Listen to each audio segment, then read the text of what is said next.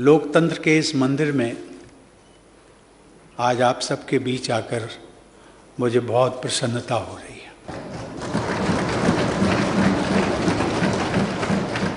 यह मेरा सौभाग्य है कि राष्ट्रपति का कार्यभार ग्रहण करने के बाद मुझे बापू की जन्मभूमि गुजरात की इस पावन धरती पर आने के लिए अनेक अवसर प्राप्त हुए।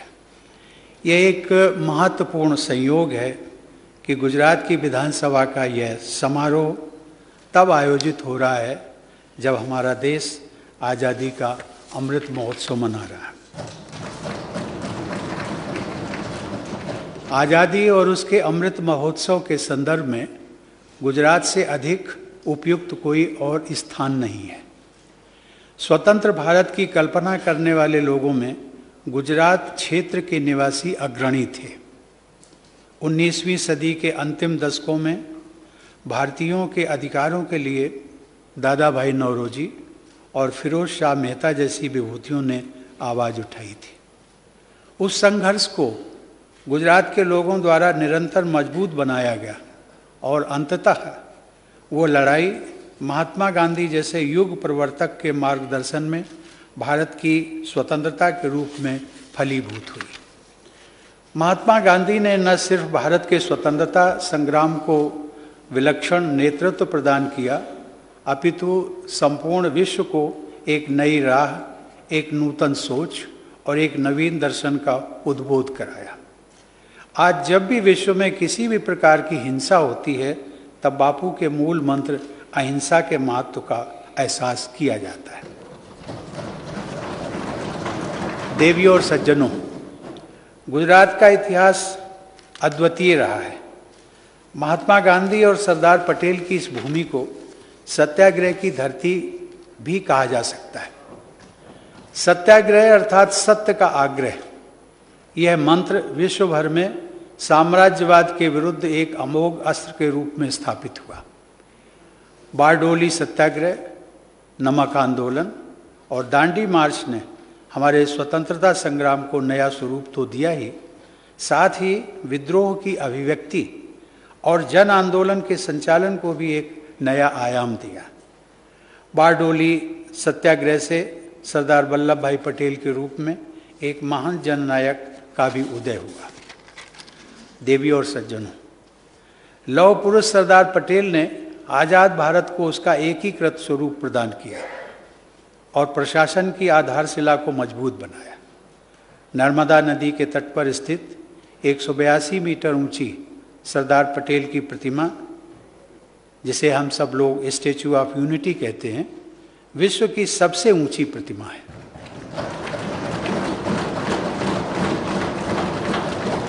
परंतु देशवासियों के हृदय में सरदार पटेल का कद उससे भी ऊंचा है। उनकी वह प्रतिमा भारत के उस महान सपूत की स्मृति में कृतज्ञ राष्ट्र की तरफ से एक छोटी सी भेंट है। राजनीति के साथ साथ सांस्कृतिक, सामाजिक एवं आर्थिक क्षेत्रों में भी गुजरात ने अहम भूमिका निभाई है। नरसिंह मेहता की भक्ति से सिंचित इस धरती पर अध्यात्म का प्रचुर प्रभाव रहा है। उनका भजन वैष्णव जनते तेने कहिए जो पीड़ पराई जाने रे, भारत के स्वतंत्रता संग्राम का भी गीत बन गया था। इस भजन ने भारतीय संस्कृति के मानवतावाद को प्रसारित किया। पूरी मानवता के प्रति समदृष्टि के परिवेश में गुजरात में पली बढ़ी हंसाबेन मेहता ने संयुक्त राष्ट्र संघ के universal declaration of human rights के प्रावधानों में महिलाओं को पुरुषों के समकक्ष स्थान दिलाने का ऐतिहासिक कार्य किया। वे उन 15 महिलाओं में से थी जिन्होंने संविधान सभा के सक्रिय सदस्यों के रूप में भारतीय संविधान के निर्माण में अपना अमूल्य योगदान दिया। देवियों और सज्जनों, गुजरात के लोगों की उदारता भारतीय संस्कृति की एक प्रमुख विशेषता रही है। प्राचीन काल से इस क्षेत्र में सभी पंथों और समुदायों के लोग बंधुता के साथ आगे बढ़ते रहे। पालीताना और गिरनार के जैन मंदिरों से लेकर बड़नगर के बौद्ध विहार तक तथा सोमनाथ के मंदिर से लेकर उड़वाड़ा के पारसी अग्नि मंदिर तक हमें गुजरात की विविधता में एकता के दर्शन कराते हैं। चाहे सदियों पहले सोमनाथ पर हुए अनेक आक्रमण हों या 20वीं सदी में भुज भूकंप जैसी प्राकृतिक आपदा, संघर्षों के बीच विकसित यह धरती सदैव पहले से भी अधिक शक्तिशाली और दृढ़ होकर उभरती रही है। आधुनिक युग में भी विज्ञान के क्षेत्र में गुजरात का उल्लेखनीय योगदान रहा है।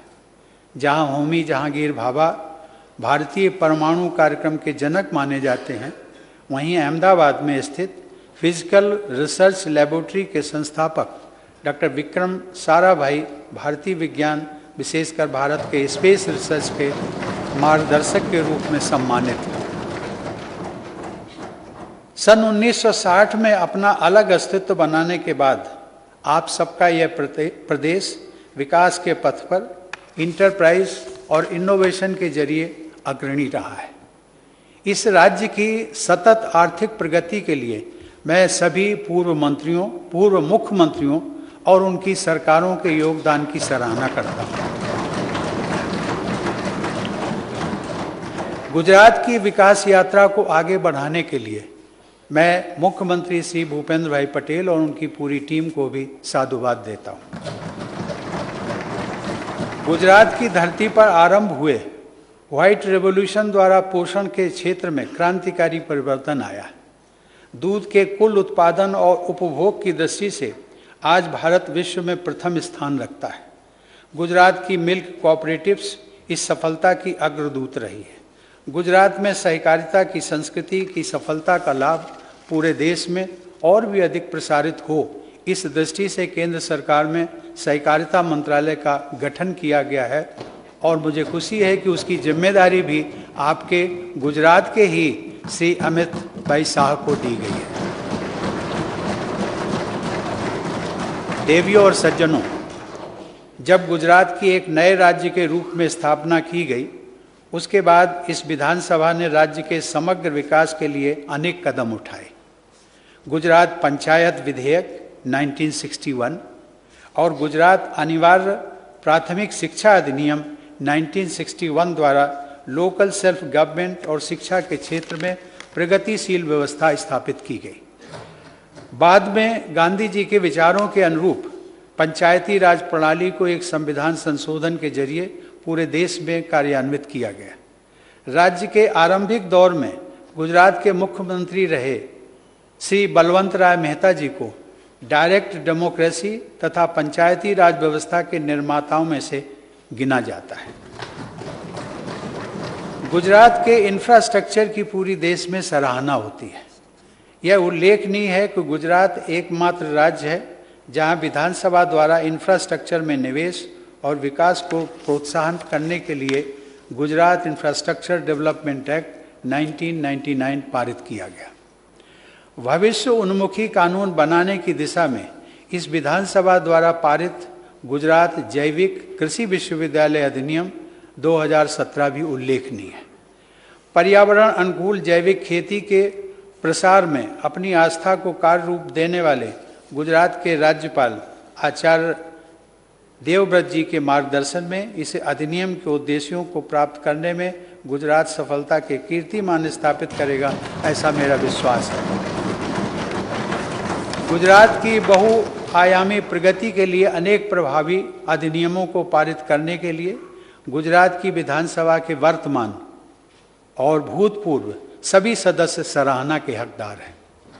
आज मैं विधानसभा अध्यक्ष डॉक्टर नीमाबेन आचार्य तथा सभी विधायकों को विशेष बधाई देता हूं। डॉक्टर नीमाबेन आचार्य की नियुक्ति से इस राज्य को पहली महिला स्पीकर प्राप्त हुई है। इस उपलब्धि के लिए भी मेरी आप सभी को हार्दिक शुभकामनाएं। देवियों और सज्जनों, लगभग 1.5 वर्ष पूर्व 25 नवंबर 2020 को मुझे केवड़िया में सभी राज्यों की विधानसभाओं तथा विधान परिषदों के पीठासीन अधिकारियों की all India presiding officers conference के उद्घाटन का अवसर मिला था। भारत में संसदीय प्रणाली को दिशा देने वाली 2 विभूतियां गुजरात की धरती ने ही प्रदान की हैं। आज़ादी हासिल करने के पहले वर्ष 1925 में केंद्रीय विधानसभा के अध्यक्ष पद पर नियुक्त होने वाले प्रथम भारतीय श्री विट्ठल भाई पटेल गुजरात के ही थे। इस विधानसभा भवन का नामकरण भी विट्ठल भाई पटेल की स्मृति में किया जाना सर्वथा तर्कसंगत और इतिहास सम्मत है। आज़ादी के बाद लोकसभा के प्रथम अध्यक्ष श्री गणेश वासुदेव मावलंकर का जन्म स्थान और कर्म स्थल भी गुजरात का ही ये क्षेत्र रहा है। देवियों और सज्जनों, वस्तुतः भारतीय संविधान के प्रमुख शिल्पी बाबा साहब डॉक्टर भीमराव अंबेडकर की असाधारण जीवन यात्रा में बड़ौदा के महाराजा सयाजीराव गायकवाड़ द्वारा महत्वपूर्ण सहायता प्रदान की गई। यह भी उल्लेखनीय है कि बड़ौदा में ही बाबा साहब ने अस्पृश्यता और भेदभाव का अंत करने का संकल्प लिया था। समानता के उस ऐतिहासिक संकल्प को हासिल करना हम सबकी सामूहिक संवैधानिक जिम्मेदारी है। लोकतंत्र में जनप्रतिनिधियों की भूमिका सर्वाधिक महत्वपूर्ण होती है। आप सभी विधायकगण अपने क्षेत्र और प्रदेश की जनता के प्रतिनिधि हैं, लेकिन उससे भी बढ़कर यह महत्वपूर्ण है कि आपके क्षेत्र और प्रदेश की जनता आप सबको अपना भाग्य विधाता मानती है। आपके क्षेत्र के लोगों की आशाएं और अपेक्षाएं आप सबसे जुड़ी हुई हैं। जनता की उन आकांक्षाओं को पूरा करने का प्रयास आप सबके लिए सर्वोपरि होना चाहिए। इस पर क्लैपिंग नहीं करेंगे?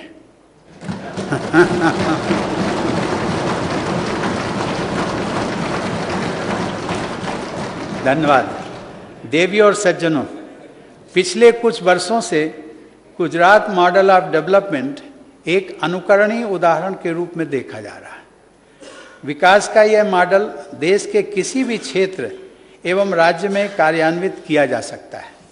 साबरमती के संत द्वारा निर्मित साबरमती आश्रम एक नए रूप में अंतर्राष्ट्रीय स्तर पर मिसाल बन रहा है। साबरमती रिवर फ्रंट शहरी परिवर्तन का प्रभावशाली एक उदाहरण है। पर्यावरण को सुरक्षित रखते हुए नगरवासियों और साबरमती के संबंध को नया रूप दिया गया है। नदियों पर स्थित देश के अन्य सभी नगरों के लिए यह अच्छा उदाहरण है। देवियों और सज्जनों, गुजरात के लोगों का देश प्रेम विश्वविख्यात है।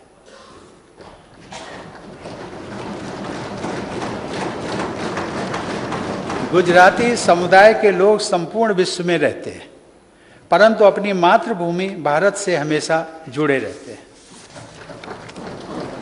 इस संदर्भ में श्री उमाशंकर जोशी ने गुजरात के लोगों की राष्ट्रीयता की भावना को बड़े ही सहज शब्दों में व्यक्त किया। उनकी कुछ पंक्तियों को मैं गुजराती भाषा में पढ़ने का प्रयास कर रहा हूँ।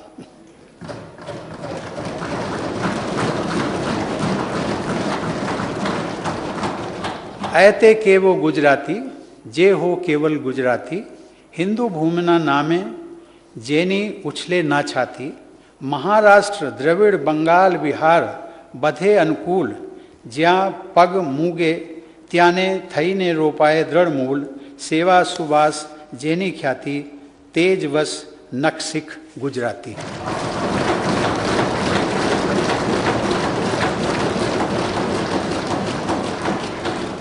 देवियों और सज्जनों, गुजरात से मेरा संबंध बहुत पुराना है। 70 के दशक से मेरा यहाँ आना जाना होता रहा है। अपनी प्रत्येक यात्रा में मैंने उस विशेष ऊर्जा का अनुभव किया जो गुजरात के लोगों में देखने को मिलती है। यह मेरा परम सौभाग्य है कि अपनी युवावस्था में मुझे स्वर्गीय मोरारजी देसाई के साथ कार्य करने का अवसर भी प्राप्त हुआ। उन्होंने प्रधानमंत्री के पद को भी सुशोभित किया। मोरारजी भाई के बाद श्री नरेंद्र मोदी भारत के दूसरे प्रधानमंत्री हैं जो गुजरात के मूल निवासी हैं। उनको भी निकटता से जानने और उनके साथ कार्य करने का अवसर मुझे मिलता रहा है। मुख्यमंत्री के रूप में उनकी निष्ठा और कर्मठता के फलस्वरूप अनेक पैमानों पर गुजरात को भारत के अग्रणी राज्यों में गिना जाता है और अब प्रधानमंत्री के रूप में वे भारत को विश्व पटल पर एक नई पहचान दिला रहे हैं।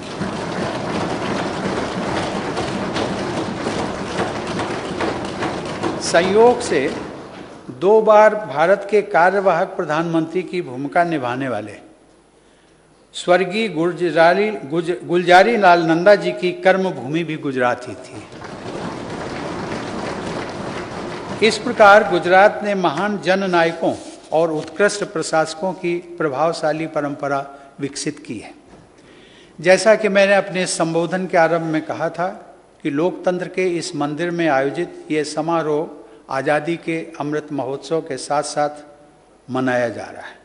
यह हम सब का कर्तव्य है कि स्वतंत्रता सेनानियों को याद करते हुए देश के उज्जवल भविष्य के लिए सार्थक कदम उठाए जाएं, ताकि सन 2047 में जब हमारे देशवासी स्वतंत्रता की शताब्दी मना रहे होंगे, तब उस समय की पीढ़ी को अपने देश पर गर्व का अनुभव हो। मैं आशा करता हूँ कि भारत सरकार, सभी राज्य सरकारें और देश के सभी नागरिक स्वतंत्र भारत के शताब्दी वर्ष को स्वर्णिम बनाने के उद्देश्य से मिलजुल कर विकास पथ पर निरंतर आगे बढ़ते रहेंगे। जय जय गर्वी गुजरात। धन्यवाद। जय Hind. Like, share and subscribe prime समाचार।